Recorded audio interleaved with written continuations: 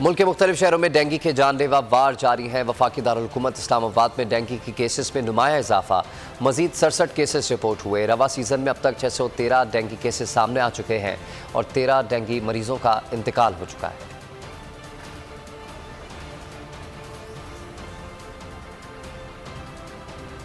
मुल्क के मुख्तलिफ शहरों में डेंगू के जानलेवा वार जारी हैं। वफाकी दारुल-हुकूमत इस्लामाबाद में डेंगू की केसेस में नुमाया इजाफा, मजीद 67 केसेस रिपोर्ट हुए। रवा सीजन में अब तक 613 डेंगू केसेस सामने आ चुके हैं और 13 डेंगू मरीजों का इंतकाल हो चुका है।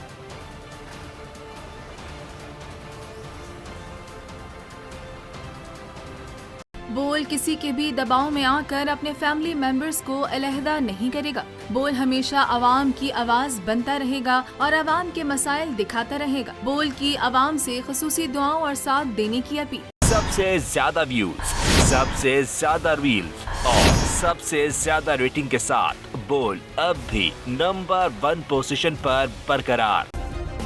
सब्सक्राइब करें और बेल दबाएं ताकि कोई खबर रह न जाए।